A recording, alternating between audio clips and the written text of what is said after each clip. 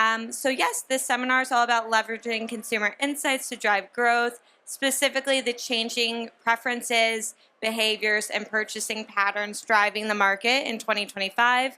Here with me today, we have Drew Hummel of Nielsen IQ. He'll be speaking on-premise spirits trends, premiumization, and brand strategy. We also have Ruane, Senior Vice President of Marketing for lead brands at Diageo. He'll be sharing insight into how to navigate cultural trends. We have Ivey, co-founder of 11C & Co., who will be speaking on defining your target drinking audience. And then we have Pelcher, Brand Partnerships Director at Flaviar, who will be speaking on maximizing your online presence. And without further ado, please enjoy.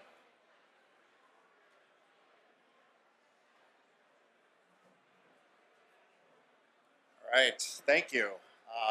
Really excited to be here. So I'm going to kick off by just laying the groundwork of defining who the on-premise spirits consumer is, what they're drinking, where they're going, speak to premiumization, but then more importantly, you will hear from the panel of brands themselves. So before I get into it, I just want to identify the five kind of key frameworks or themes that we feel are shaping beverage alcohol in 2025. First, consumer recruitment is top of mind. How do you get Gen Z? Oh, is this on? All right, cool. So consumer recruitment, we'll look at a few generational cuts today. Quality versus quantity, premiumization. How is the value perception landscape evolving? Delivery on experience. Experience is driving the on-premise. Driving visitation. It is how brands get remembered. So how are you leaning into that? We know that macroeconomic headwinds are posing a challenge to the industry. And then health and wellness. That is not only taking shape via moderation, but also drink attributes that consumers are looking for.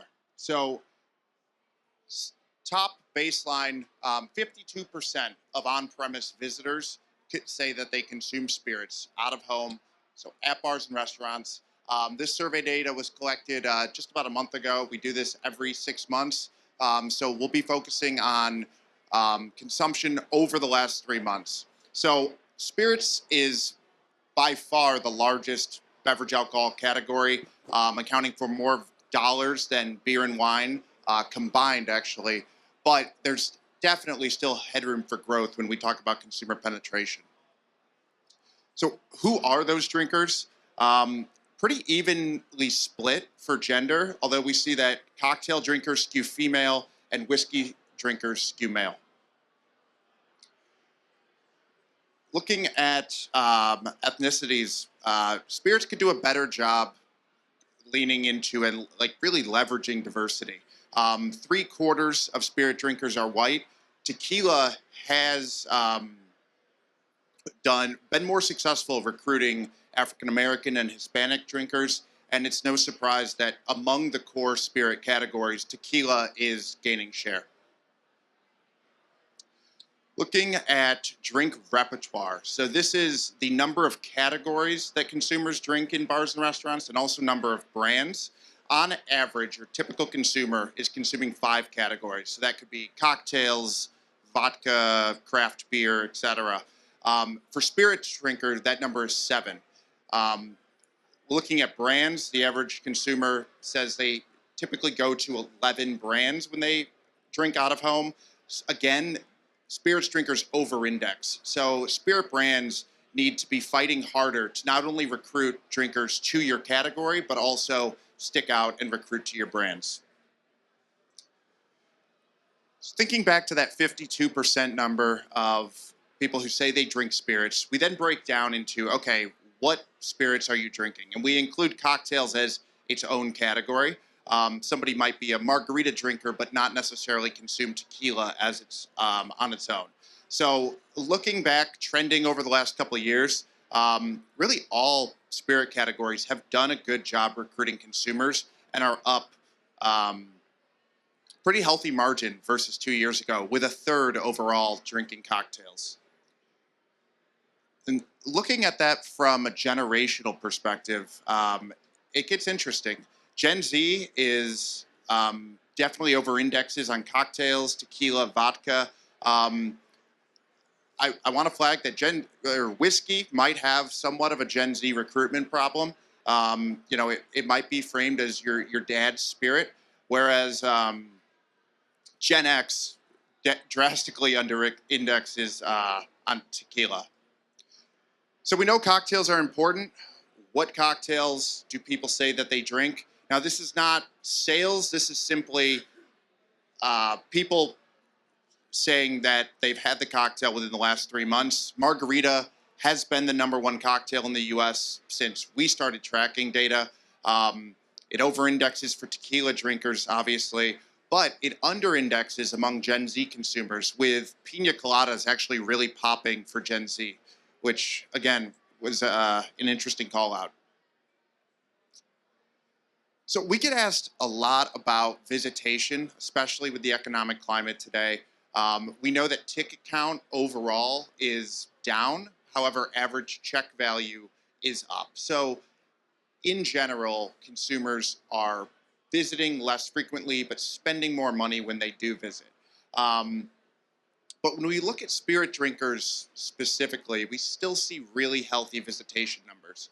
The average on-premise visitors are going out for a drink. About 1 in 4 say they do so weekly. That number is closer to 1 in 2 for spirit drinkers and for Gen Z, where you have 3/4 of spirit drinkers saying that they go out to eat at least once a week.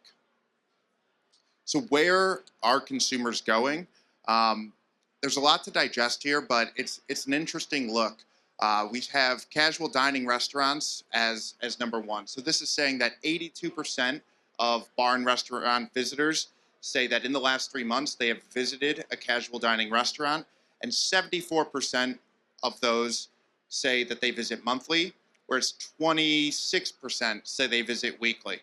Then you have high energy venues, which could be defined as day clubs or nightclubs, while only 14% of on-premise visitors are frequenting those venues, 78% are doing so monthly. So you have really high frequency among those visitors. This is shifting to actual volumetric sales data for spirits. And we're looking at all spirit categories cut by price tier. Coming out of COVID, we saw, all of the growth was really driven by super premium and ultra premium. We've seen a little bit of a shift away from super premium, a little bit of polarization. You have some consumers who are still absolutely prioritizing that luxury spend on ultra and above, but premium, mostly driven by cocktail volume, is in growth and taking share from super premium. This is a different way to kind of look at premiumization that I really like. We give consumers a fixed amount of money and say, I don't know what it is, $50 you have to spend at a bar. Would you opt for 1 luxury super premium drink, 2 high quality drinks, and so on down to 5? And I index this for the average consumer versus the spirits drinker. You can see the average consumer is a little bit more spread, although we see a shift or a skew towards premiumization. The spirits drinker, overwhelmingly, nearly 1 in 2 say, yeah, I want the 2 high quality premium drinks. That's my sweet spot. And spirit drinkers are also spending more monthly than your average consumers. Average consumers report that they spend about $200 a month in bars and restaurants.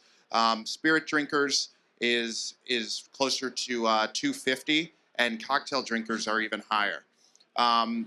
And this is, I think, what brands really, really need to lean into is the likelihood to pay extra for a better quality drink. It's a broad question, but it captures the propensity of consumers who say, actively looking for better options. And 2/3 of spirit drinkers say, yes, I'm willing to trade up.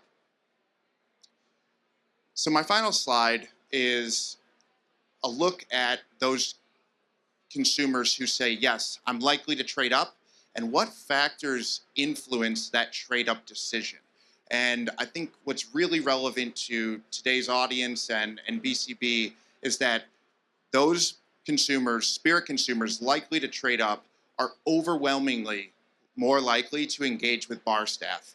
So advocacy and that bar staff touch point is so critical. And those consumers we know also, they skew younger, they're Gen Z, they are very, they're seeking knowledge, and they're very impressionable. And I think that's really where brands can connect. So with that overview, I will pass it to Jim.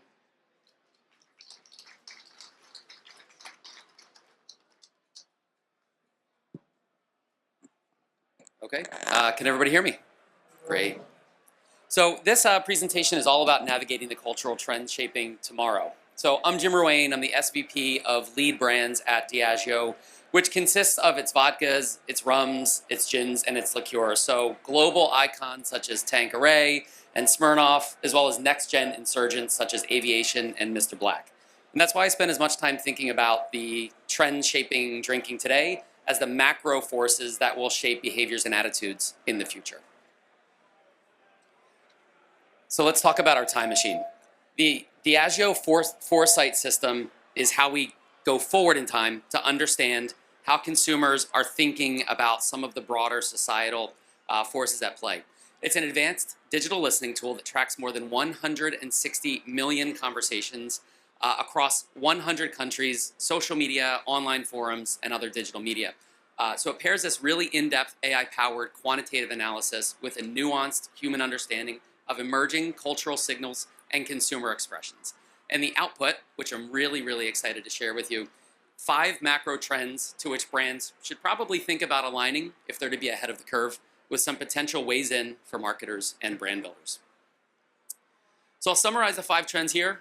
We'll kick it off and then do a deep dive into each with an example to inspire how brands might think about leveraging these trends. First, we've got neo-hedonism.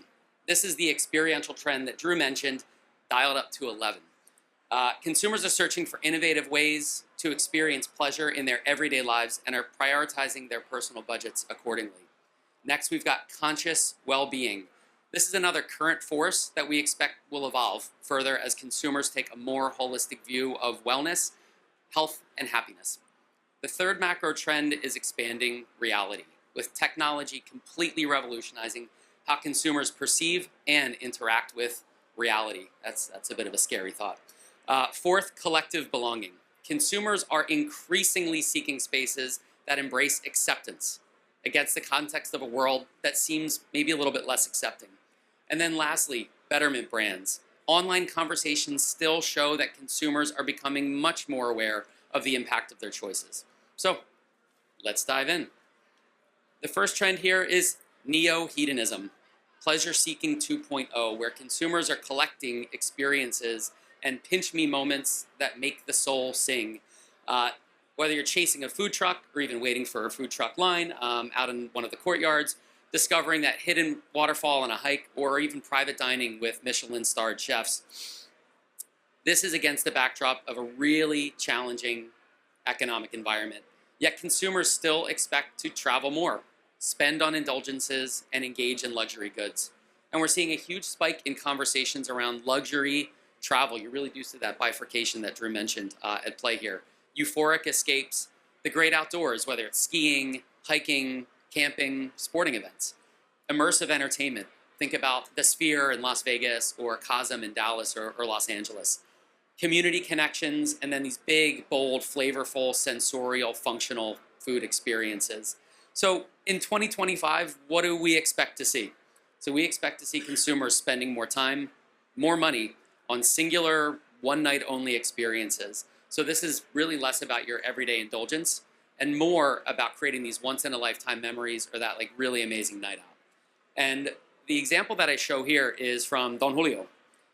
Feria Don Julio reimagined the traditional Mexican fare through its own eyes as an ephemeral pop-up with street performances, art, games, music, cocktails, local celebrity experiences, and then it was done. never to be experienced again.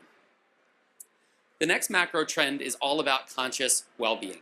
I call it the well-being revolution, from mind, body, to simply consumers' relationship with technology. So whether it's setting healthy boundaries, mindful eating, creating home sanctuaries, people are really prioritizing what makes them feel good. And we're seeing a spike in conversations around mental health, wellness products, what we call mindful markets, self-worth, empowerment, personal growth, physical health, alternative nutrition, and around purposeful disconnection from digital life. So in 2025, one of the areas where we expect to see a continued desire is moderation and decelerated occasions. Consumers want to be part of occasions that are just not as high intensity. So it's in this environment that we hear more and more about zebra striping. Has anyone heard of zebra striping? Yeah, that's becoming a thing. Apparently 1/4 of consumers in the UK are zebra stripe. So we think that's a trend that's going to stick here in the US. And that's really the practice of alternating alcoholic and non-alc drinks. We are all committed to promoting responsible consumption, and we want adults who choose to drink better. And again, I think that's reflected in the data that we see on premise, not more.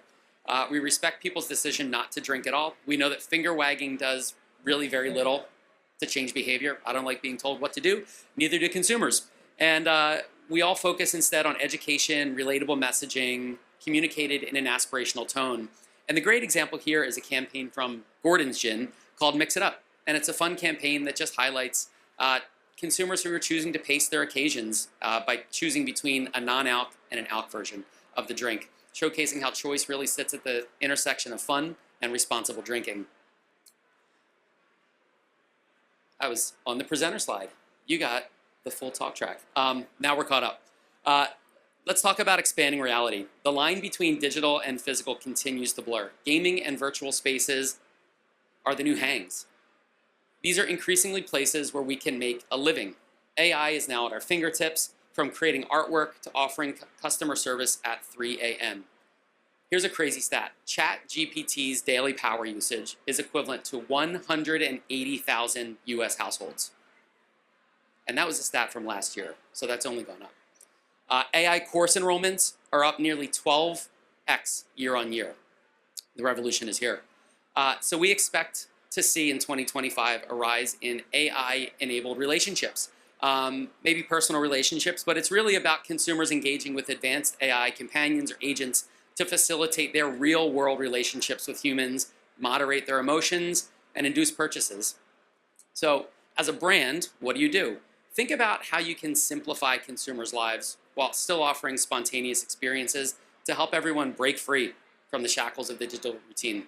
So we're seeing a spike in conversations around the transformative impact of AI, virtual reality, and augmented reality, the seamless integration of all these technologies into the next generation of our devices, the creative possibilities and challenges, frankly, unlocked by AI and digital tools, and around crypto and digital ownership. So this is a really fun example of Tanqueray, who jumped right into the augmented reality trend with a stunt, and this is from Madrid. When you view this through a phone's camera, you see this large bottle of Tanqueray 00 pouring gin into that giant glass of tonic 50 feet up in the air, and then another helicopter arrives to drop an ice cube into it. So having some fun with that augmented environment. Next is collective belonging. Finding your people, connecting passion points, and embracing acceptance has never been more important or more interesting. Consumer tribes and fandoms are forming, online, offline, ranging from video game streamers, K-pop subreddits, the rise of Discord, to real-world communities, local activism groups making real-world change. And the influence of these tribal leaders is massive. 80% of consumers are likely to follow the recommendation of online content creators. Now, diversity and inclusion continue to matter, but people are diving deeper into personal causes and rallying people to their side, with specific subjects mattering more than the wider concept. Niche is more important than ever, and rewarding fandom can really pay dividends for brands. And so we're seeing spike in conversations around identity, whether it's age, gender, race, sexuality, neurodiversity, or even political affiliation. Around grassroots empowerment networks to solve local issues. Around fan communities for celebrities, think of the Swifties, think of the Beehive. and then niche technology communities such as Reddit or Discord. And a great example of a campaign that's rooted in collective belonging, the shared joy of great music and celebrity fandom, is the latest phase of Smirnoff's We Do We platform. In partnership with Grammy-nominated musician Troye Sivan, who sits at the intersection of all of pop music's biggest fandoms. And then lastly, it's all about walking the walk as brands. Now, this is a trend that's been around for a while, and frankly, it's starting to mature and stabilize. But consumers are still making choices that reflect their values, and brands are stepping up their game to create a positive ripple effect from local communities to global supply chains. 80% of consumers prefer sustainable or hyperlocal goods. It's no surprise that we see the plant-based alternative foods market approaching $75 billion, and then the secondhand clothing market approaching $350 billion. Those stats really surprised me. And there's continued interest in conversations around eco-sustainability, plant-based alternatives in food, fashion, and beauty, secondhand everything, renting versus buying, and around building strong, prideful communities through hyper-local commerce. Bailey's is a brand that walks the walk. They're putting in the work to create a more positive impact as part of Diageo's sustainability agenda. It's a certified B Corp. It created the Bailey's Sustainable Farming Academy to create farming communities and educate them in ways to produce dairy in a better way for the world. And it's introduced a number of sustainable packaging initiatives, such as the paper bottles you see here, which are really cool, to lightweight aluminum bottles to reduce waste. Lastly, to wrap it all up, as we think about these 5 macro trends and how you, as brands, might unlock them to leverage future growth, it's really important that we're just grounded in the realities of today and enduring consumer truths. It's important to remember that you also don't need to have a huge brand with a fancy Diageo listening system to take advantage of these trends. You know, we must embrace AI responsibly and authentically. We must acknowledge that it has this transformative potential, but there's a lot of anxiety surrounding it. We should focus on applications that improve efficiency, that foster creativity, not replace it, and enhance the quality of human connections. Relatedly, the need for connection and belonging is enduring. It's always. And in a digitally mediated world that we're living in today, consumers are showing an increasing appetite for offline experiences that encourage creativity and real-world social interaction. No surprise that the on-premise is growing. Brands can help consumers escape the algorithm and the steady stream of curated content by offering experiences that can't be replicated. Think one time only. If you know, you know. You had to be there. By highlighting the craftsmanship and care that go into creating the brand products, or by partnering with local insiders who can uncover hidden gems that haven't been overrun by social media. Lastly, brands need to demonstrate an understanding that consumers are simply reassessing traditional norms in the context of these macro shifts. And with these shifts, trust matters more than ever. And we can cultivate that trust by prioritizing transparency and demonstrating genuine commitment to our consumers' well-being and enjoyment. So I hope this step into the future was useful, was fun, was insightful. And with that, I will hand it over to Michelle.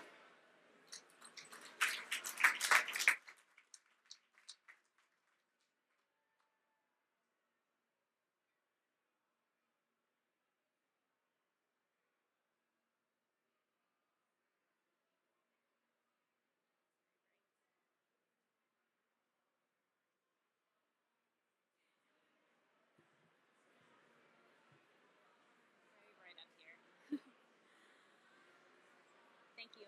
Oh, well, I come from the startup world. Let's go over here. I come from the startup world, so we're going to go and transcend from the macro trends that we just heard about and get down to some guerrilla tactics for defining your target drinking audience.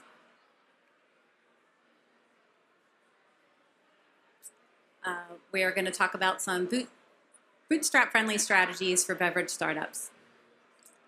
Our mission here is going to be to use creative, resourceful tactics to deeply understand your audience and formulate your perfect product without breaking the bank.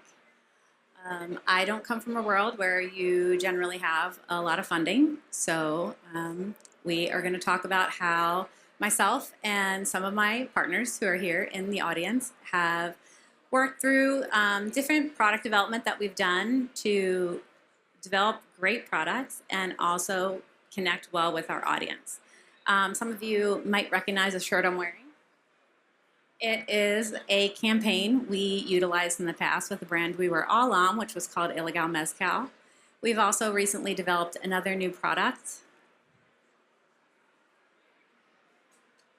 This one's called Como No. I'm going to give you a lot of examples from this one when I talk through the guerrilla tactics that we're going to be presenting here. Some things you can do here: stealth observation and infiltration, bar reconnaissance. This is something I'm a big fan of.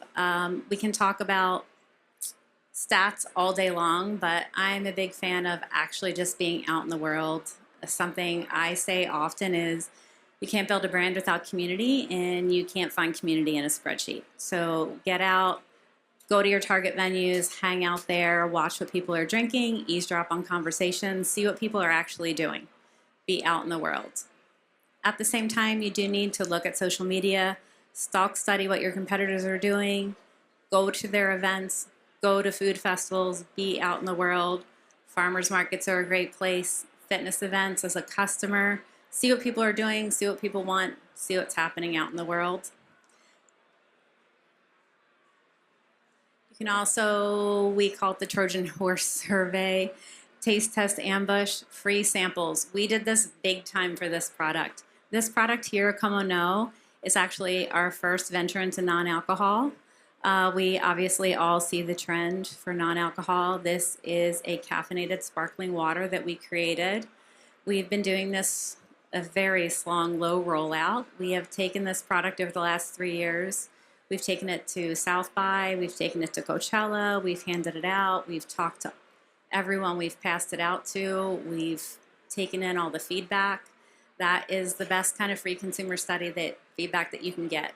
You can definitely obviously pay for these types of studies, but I find like if you're out there in the world getting the feedback, it's the best way to go about it. Social media polls is market research. You can create these on your own. You can disguise them as fun content. You can certainly coffee or energy drinks for your 3 p.m. crash, create the polls yourself. You can find all kinds of interns to also help you do this great type of work as well. You can also look at complementary businesses that might be interested in doing this type of events with you. One of the types of partners we've looked at for our new energy drink are gyms, cafes, co-working spaces. You've got to get really creative, but you can offer to share the insights with those businesses that you get and gain. That's a really good way to go about it. You can also do your own detective work digitally. The pain point prospector method is one way to go about it. Analyzing 1-star review of your competitors. What are other people doing wrong so you can avoid those things? Reddit deep dive. You mine Reddit's subreddits. Energy, fitness, colleges for unfiltered opinions. It's something that we did to really find out what people were liking, not liking in the energy drink world when we were going out there. One of the things we noted when we were going for our beverage is we targeted 100 milligrams of caffeine because a lot of people were finding that 200 milligrams of caffeine was way too high. I don't want to get too specific up here, but I find for my learning style that concrete examples work well. Hashtag intelligence, you can create location-based hashtags to see what your target market is actually drinking. That's a really helpful tactic as well. I'm getting to my favorite thing that I really wanted to get to talk to you about here. Bootstrap formulation targeting. This is a serious budget hack for anybody who is creating any kind of a new product or looking to improve the product they're already working with. You can leverage supplier technical teams. And I'm not sure if anybody in this room is familiar with that. This is something we did with our product. So we had a product already, but once we went out and did a lot of the activities I've already discussed here, we knew there were improvements to be made. So we learned through conversations at a lot of events like this that you could go to some of the large supplier ingredient companies. There's actually one here on the floor. I think the one here on the floor is Pacific Blue. You can go and speak to them, and they have their own R&D teams. They will actually help you formulate and reformulate your products for free, because their whole point is to sell ingredients to you. So we actually worked with a company called Carey, and they helped us improve our formulation on our product. So we worked through all of our formulation, reformulated our product, and came back with a newly reformulated product based on all the feedback from all the activities we did on the previous slides. And we're able to do that without any kind of dollar amounts invested. And if you go to a formulator, a company who only does formulation, and you pay them to do that, generally you're going to pay at least $15,000 to $20,000 per formulation. So I encourage you guys to stop by and speak to Pacific Blue. There's also Carey as a company you can reach out to, but there are tens and tens of these companies in the United States, plus globally, that you can go speak to. On top of having development that I just talked about, they also have all kinds of technical reports that you can look at. They have taste studies for trends. You heard a lot of information that Jim was kind enough to offer from Diageo, that Drew was kind enough to offer from Nielsen. You have all of these statistics. You can also speak to these ingredients companies, get free trend reports that you don't have to pay for. You can know what tastes are trending, what tastes are going to trend next year. So you can think about what flavors to develop, what you might want to create for your audience, what kind of audience you're targeting. You can talk that through with all of these ingredient companies.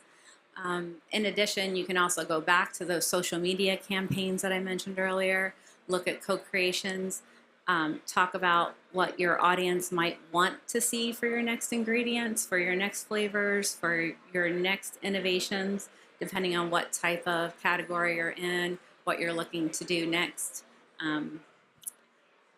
Yeah, that's what it was. I was kind of rushing to get to this one because it was the thing I really wanted to deliver you guys is my favorite guerrilla tactic for development, that you can deliver amazing product for a really bootstrap tactic. And let's see, I think I've come to the end.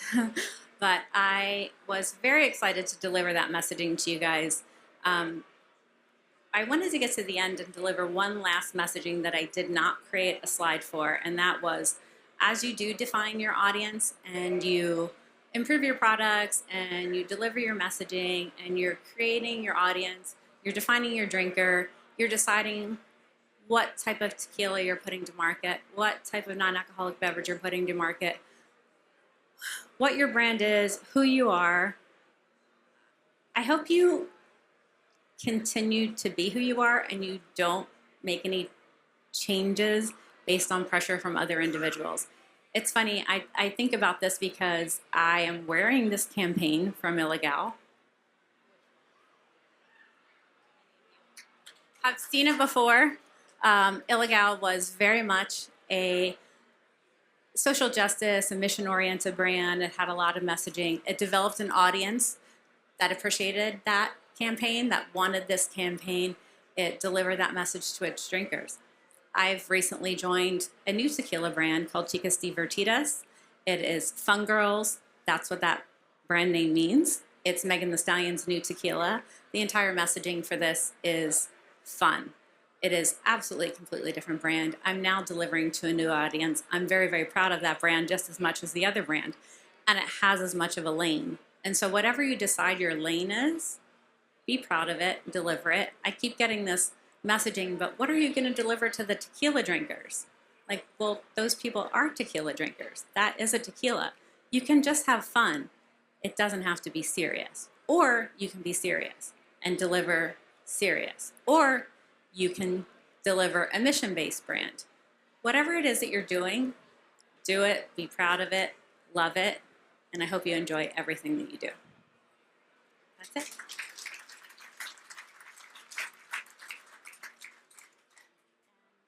Turn it over to Connor.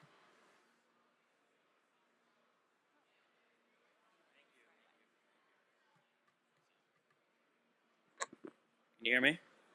It's good? Yeah. All right. So, hi everyone. I'm Connor Pelcher, Senior Brand Partnerships Manager at Flaviar. Here talking about maximizing your online presence in 2025. Which way do we go here? So, let's address the elephant in the room first. We know there's industry headwinds. We don't have to dwell on it. Everyone's talking about the industry headwinds today and yesterday. But here's what the data we're collecting actually shows. Flaviar as a platform grew 35% last year. And our top partners' own brand.coms grew 58% year over year. Consumer research is telling us there's a lot more growth to be had. There's massive potential in the US market. The reality check, and I hope there's not a lot of distributors in this room, but the spirits industry has been constrained by the three-tier system for many decades. While brands in industries like fashion, consumer electronics have been scaling online for 10 or 20 years now, we here in BevAl have only had really 5 good years where platforms like ours and some of our competitors have made it possible for smaller brands to participate without a massive distribution footprint. So let's not think of ourselves as 10 years behind fashion or 20 years behind consumer electronics. Let's remember that we're at the very beginning of our own industry's digital transformation. And that means there's so much opportunity for brands right now to scale into the future. I want to talk about a few trends that we're seeing in the space. My slide got a little messed up. It says health and wellness.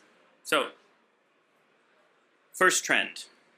Consumers are moderating through mindful consumption. You saw some of my colleagues talk about that today. They're drinking less, but trading up, which creates a massive opportunity for premium brands. Look at Whistle Pig's brilliant timing with their Orange Fashion Dry Cocktail. Launched in dry January, sold out in a couple of weeks. They're not fighting the wellness trend, they're embracing and leveraging it.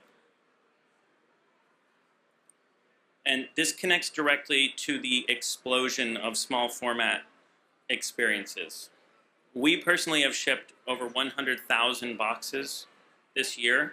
You can see the 3 vial tasting box that we feature on Flaviar. Hundreds of participating brands with a 5% upsell to full-size bottle rate.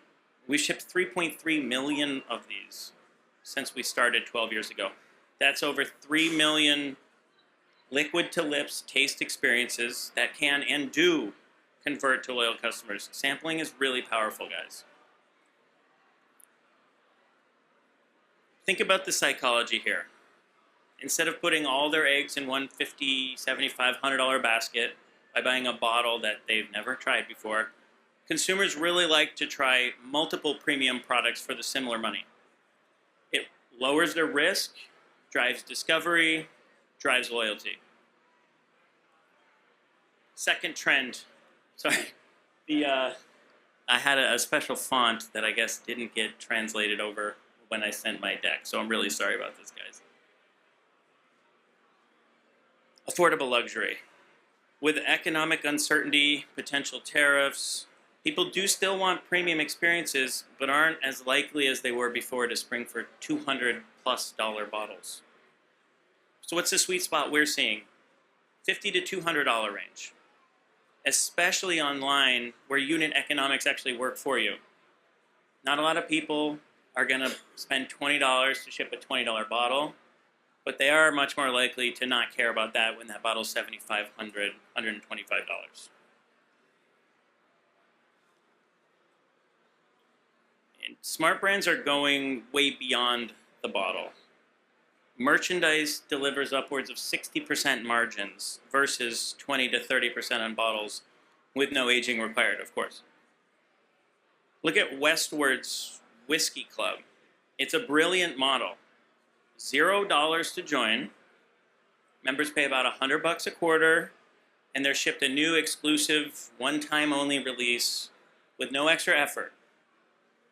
So there's no commitment up front, there's predictable revenue for the brand, and they're creating and cultivating a community of brand evangelists. I'm a member of this club. I've got 12 of these bottles on my shelf. People come over and ask me. I tell them about the club, and they think it's the coolest thing. So we're scaling this approach with our own Bottle of the Month Club. Brands get predictable ROI based on per bottle contributions, and we guarantee depletions in a completely 3-tier compliant way. It's continuous exposure that converts. So it's a sale, but it's also sampling. Consumers don't necessarily know which bottle they're going to get every month. We're curating that, and they're trusting us to do that. So brands, like I said, get a sampling opportunity and a depletion opportunity at the same time. So, had to talk about AI. This is the third trend we're seeing. Jim went into much more detail about this, but I will tell you that we've seen in 2023, 17% of consumers used AI for holiday shopping. Last year, that jumped to 40%. We expect that to continue to skyrocket this year. We're implementing that with our own AI concierge called Uncle Flaviar. This is already driving longer sessions, it's driving more engagement, more time spent on page, and ultimately higher AOV as we help people find exactly what they're looking for.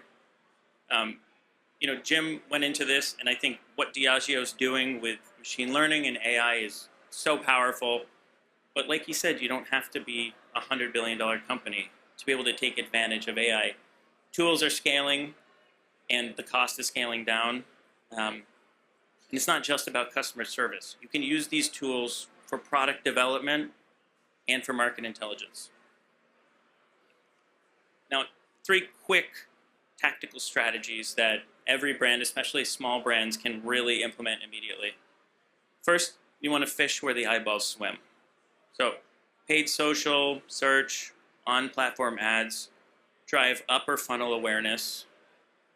Your DTC site is not just going to create demand because you build something pretty. If you build it, they will not come. You have to drive eyeballs there. It seems obvious, but a lot of brands don't understand that you have to pay to play in this game. It's so competitive out there, and you have to have a robust strategy to just get people to look at you anymore. Second, script the funnel, okay? Specific awareness hooks. These take time to figure out who your audience is and how to hook them. Once you've hooked them, educate them in the mid-funnel. Tell them why you're special, why they should care, where does your grain come from, is there a mission statement, why would they care? And then to get over the hump, conversion offers, especially in today's macroeconomic environment. People love perceived value. They love to feel like they're getting a little bit of a deal, and someone who might be right on the edge of a purchase, a little 10% off, a little retargeting, a little free shipping offer, will get them over the hump and get you that sale. And once it's in their bar, then hopefully they're going to reorder again and again. And third, when it comes to content, be efficient. Shoot once, syndicate everywhere. So that TikTok shoot can be repackaged into Reels, into YouTube Shorts, into PDP videos that help get people over the hump. Let me show you how this works in practice for us. So we created curated shopping destinations we call our hubs. These are themed landing pages featuring 12 to 30 carefully selected brands, driving discovery, engagement, and conversion simultaneously.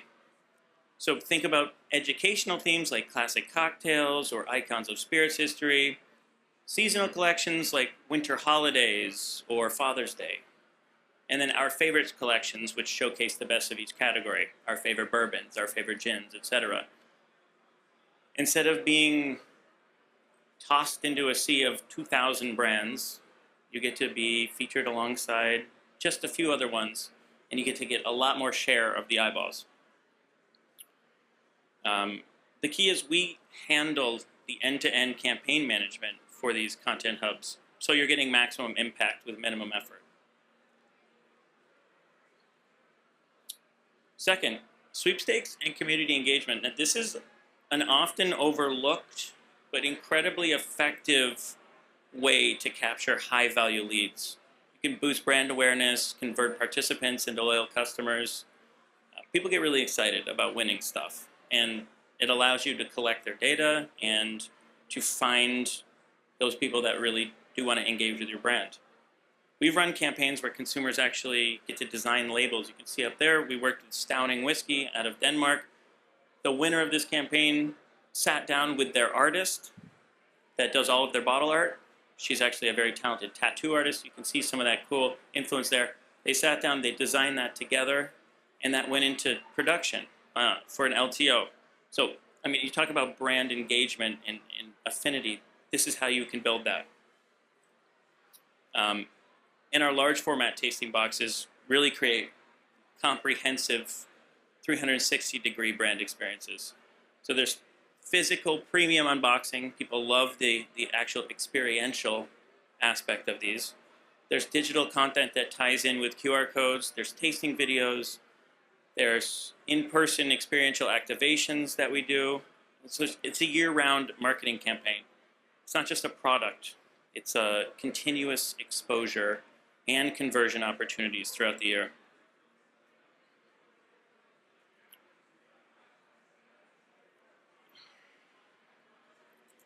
So here's why all this matters.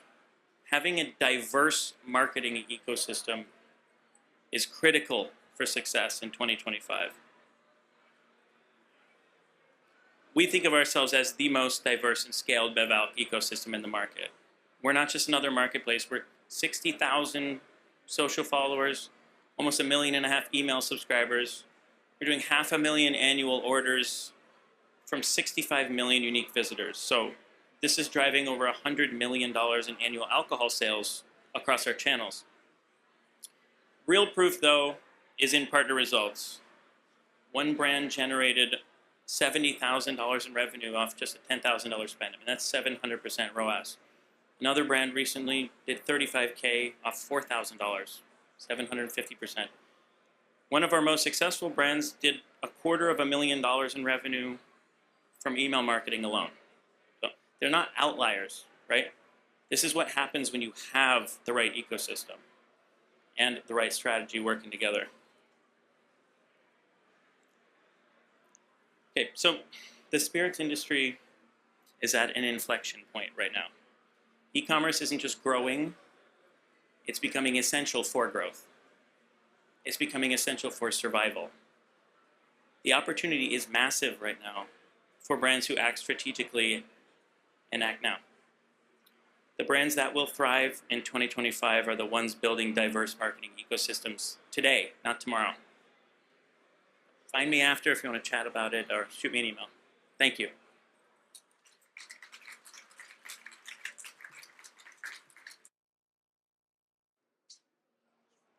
Testing. Oh, thank you, speakers, so much.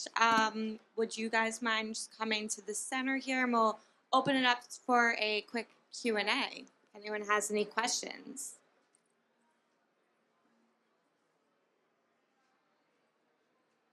No questions at all? All right, well, that's a first then, but feel free to find our speakers and come back to any of our other seminars going on over the course of the day. And thank you all so much for being here. Thank you again to our speakers. Another round of applause for them.